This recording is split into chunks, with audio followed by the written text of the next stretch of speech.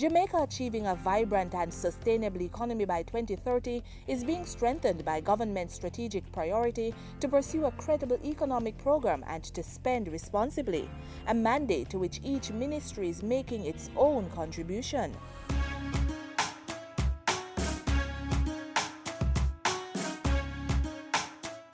The drive is on within the Ministry of Agriculture and Fisheries to increase revenue and reduce spending through the build-out of 9 agri-parks across the island.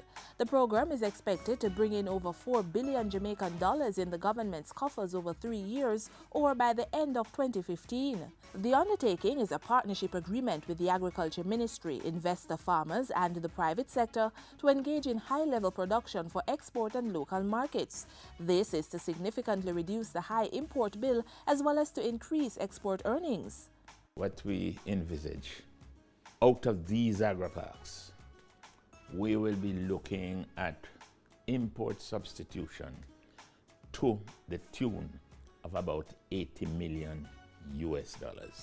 We will also hope, coming out of these also, to increase our exports from these agri-parks by probably about another 20 or 30 million. A program of such tremendous economic potential must be guided by appropriate policies to make it viable and sustainable. And that is what the Agriculture Ministry is doing. In February and May of 2013, 2 critical pieces of legislation were approved by Cabinet. The first, the National Food Safety Policy and Implementation Plan, will allow for farmers and those in the production process to produce according to acceptable standards. The policy will also ensure that foods being produced are safe for both local consumption and export while securing public health.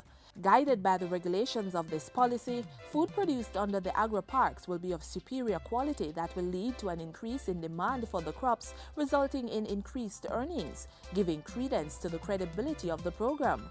As for the food and nutrition security policy, this groundbreaking document will ensure that a sufficient quantity of nutritious food of appropriate quality is available to all people in Jamaica through increased domestic production, and ensure that all people in Jamaica have access to adequate, safe and nutritious food at all times, are not at risk of losing access to it due to external economic shocks and natural hazards. In other words, farm areas that are prone to things like flood, landslide, and drought will be strengthened to minimize damage to production and for crops to grow against these conditions. It is this level of continued production planning that will facilitate the country having adequate supply of food for its people and lower the need to import some crops.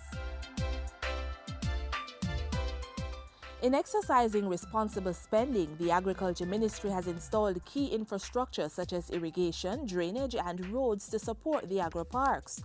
The ministry is also upgrading laboratories within the veterinary services and the plant and quarantine divisions to have them fully accredited to international standardization. The Agricultural Marketing Corporation complex, which facilitates exports, is also being upgraded to meet U.S. Food Safety Modernization Act standards.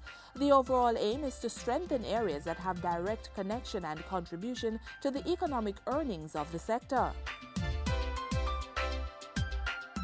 The Ministry of Agriculture and Fisheries has also been tightening its belt in other areas as part of measures to reduce public expenditure, which is part of government's larger economic program. Some of these undertakings include plans for the divestment of commercial assets of the Cocoa Board, the divestment of Wallingford Coffee Company, for which negotiations have been finalized, and the restructuring of the Sugar Industry Authority and the Sugar Industry Research Institute. The aim is to have sectors operating more effectively and efficiently within the ministry. The Ministry of Agriculture and Fisheries, applying credible economic programs, enforcing them through policies, and making sound decisions to cut expenditure.